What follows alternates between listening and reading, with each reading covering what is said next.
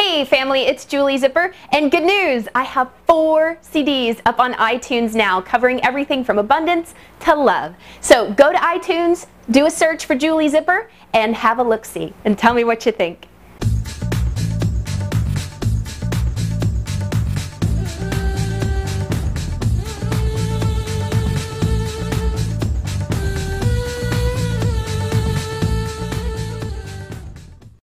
Hello, beautiful Soul Garden family, and welcome back to another episode of Meditation Vibration. I'm your Mindful Cruise Director, Julie Zipper, and we've been talking about ego traps. The first week we talked about victimhood consciousness, I am powerless. The second week we talked about unworthiness.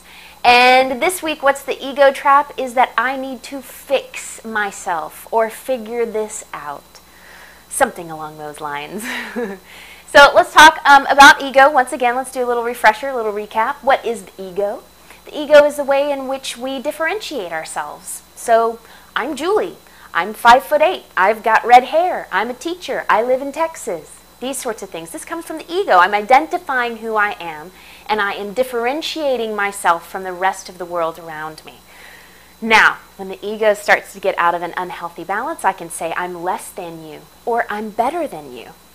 I am not worthy of this, or I am worthy of this. I'm not worthy of this, but you're worthy of this, or vice versa. See how the ego does that? Separates, differentiates. And when we're coming from the space of the infinite awareness that we are, it's unified. There's one. I am worthy because we're all worthy. I am love. We all are love. I am peace. We all are peace. These sorts of things. Now, the best way to walk with the ego, because we got the ego for our whole life, and the ego gets a bad rap. It's one of our 12 states of awareness. It's a perfectly good companion to have in our life experience. I mean, it's in our life experience, and it's perfectly acceptable to have a good, healthy relationship with it. And the best relationship is to have dominion over it. So your awareness is in the driver's seat, and your ego is in the passenger seat.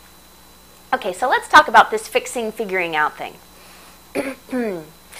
One thing that I notice with 98% of my clients, as they sit across from me and they come to me with their issue, their challenge, their growth edge.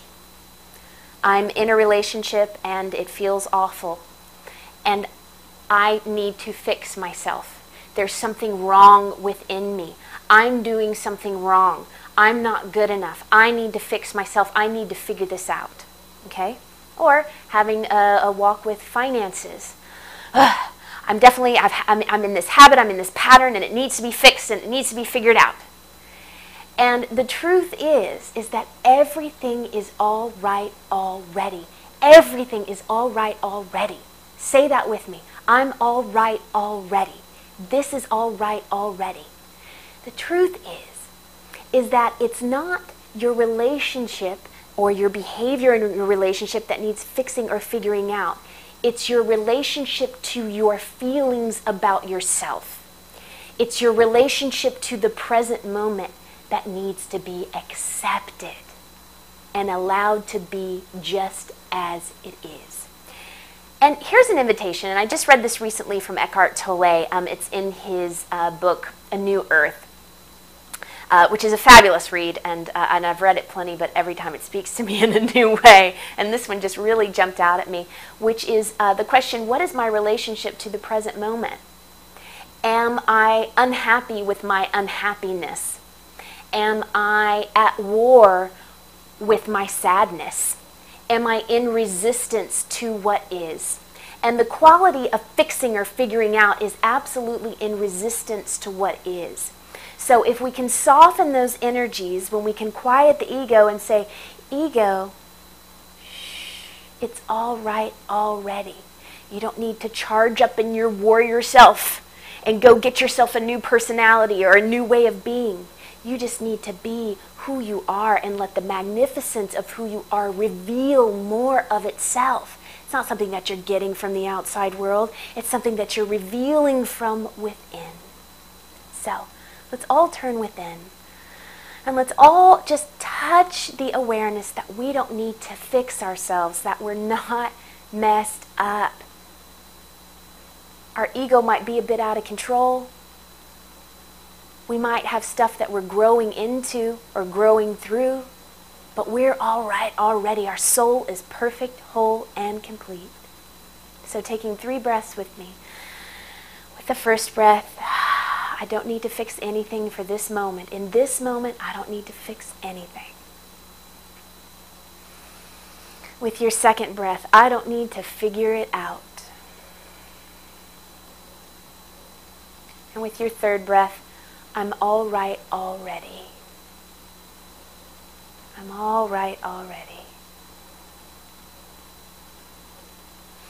So I'm going to invite you to call into your mind's eye something that you think needs to be fixed or figured out about your life. If only I could lose 10 pounds, or think more positively, or get a new relationship, a new job.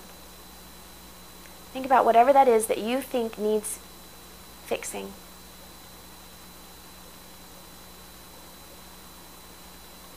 Notice what your relationship is to it. How does it feel to think that it needs to be fixed? How does that feel in your body? How does that feel in your emotional body?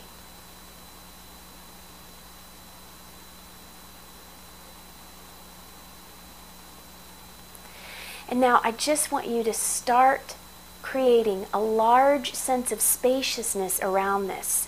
A container, if you will, to hold it. So instead of being all itchy and egoic up in it, be the space that holds it. This is a perfect experience in my life. This is a perfect experience, relationship, circumstance. It's all right already. Something's being revealed here. Something's being released probably too. What is it? Just touch on it.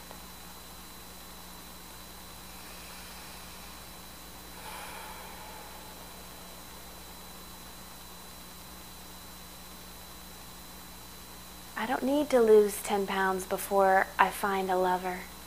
I'm all right already. What if I can love myself just as I am?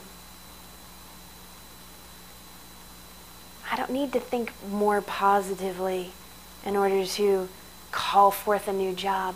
What if there's some information right here with what is, that is the key to releasing that which has been blocking my manifestation? What if it's all right already and it's right there in front of you?